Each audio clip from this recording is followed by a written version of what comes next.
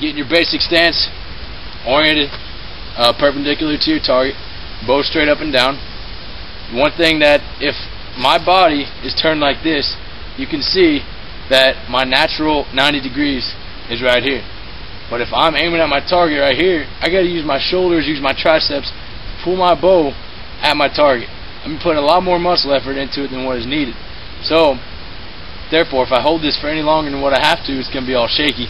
It's because blood running through my muscles, my just muscle fibers twitching, holding that bow not naturally is going to make it shake. So what you want to do is you want to move your front foot onto target, alright, just like that, and you'll know when it's naturally aligned. That's just so you don't have to put any more muscle effort to turn your bow onto the target than what is needed. This is called a natural point of aim, as in like rifle shooting. So if you have to turn your foot to get your body naturally aligned to your target, then do so. Alright, just adjust it around, get to wherever you have to be, just like that. Alright. Now one thing I want to talk about is anchor points. Alright. Anchor point is where you get to every time whenever you're pulling back to the rear. With fingers, it might be your middle finger touches the corner of your lip, just like this, and you hold it right there.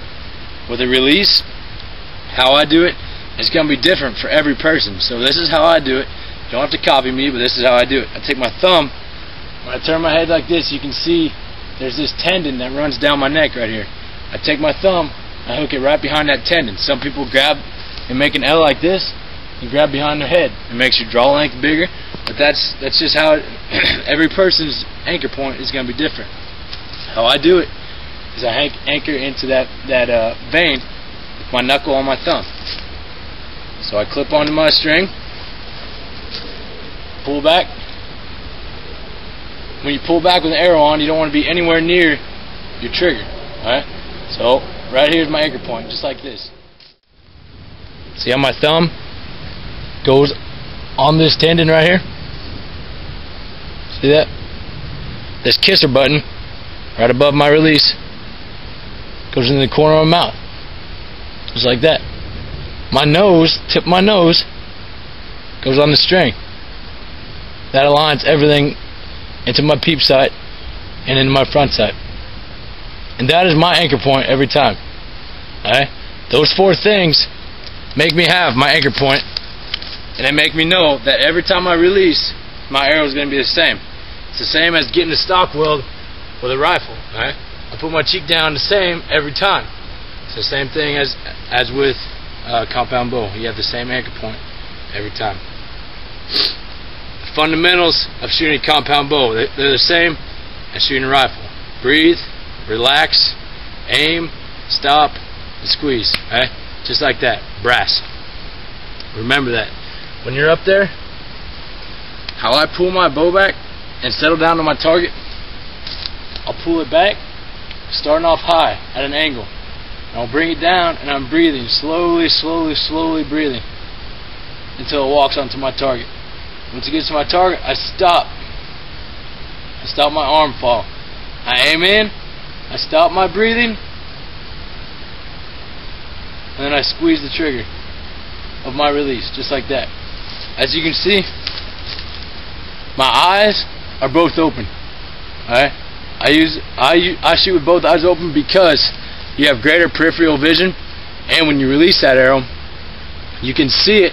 Let's say you're shooting at a white-tailed deer. You shoot it, you can see your arrow trajectory. You can see if you missed, or you can see if you hit.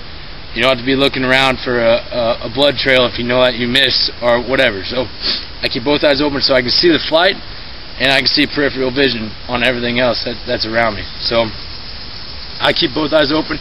You can close your weak eye. It doesn't matter, but I shoot with both eyes open.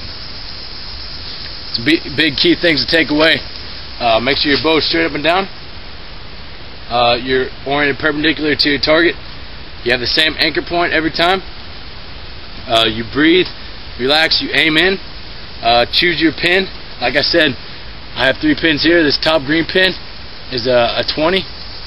The red is 30, and the yellow is 40. I shoot from 20, 30 to 40 because 10 to 20 is straight enough the arrow doesn't drop enough, and it still has all of its force, it's no effect. I use the same pin from 10 to 20, and after that the arrow starts losing momentum and the trajectory drops, so I have to use my other pins. But like I said, 20 to 40 is my comfort zone for shooting, for hunting I should say.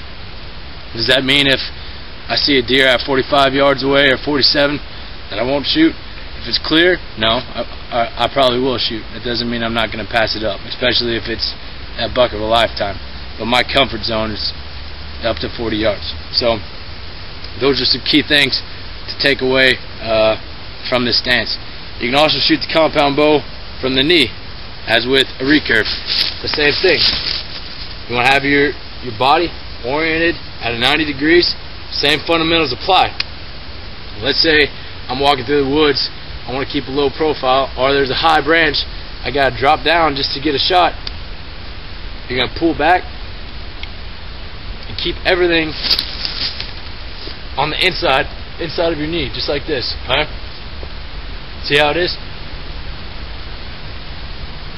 Aim in, then you can release.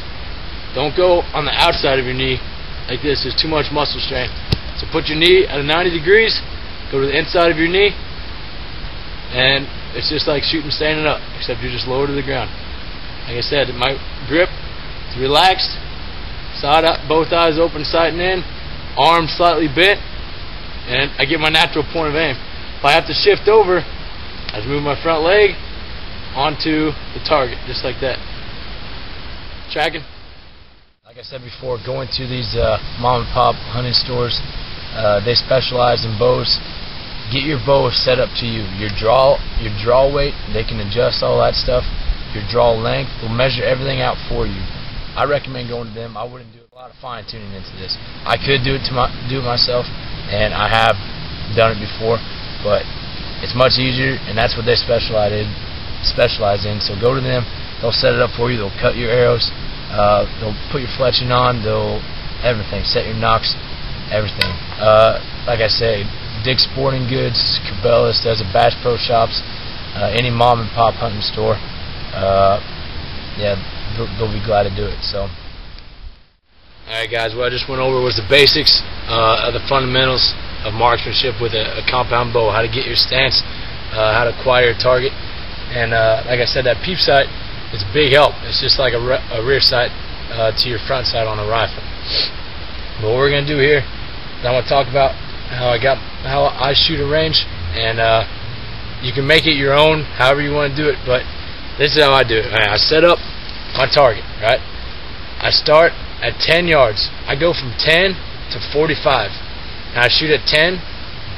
I'll move back to 15. I cut everything down in 5-yard intervals. All right, I do that because my pins are set 10 yards apart. All right, but if I know where to hold at that 5-yard line, so let's say my pins are 20 and 30.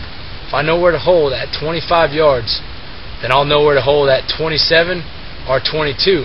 All right, because there is quite a bit of difference from 20 to 30. So if I can mentally judge that 25, that halfway mark between them 10-meter increments right there, then I can hold anywhere between that. All right, if I cut that in half for its 5-yard mark, I can cut that in half for its 2.5-yard mark or its 7.5-yard mark. You get what I'm saying?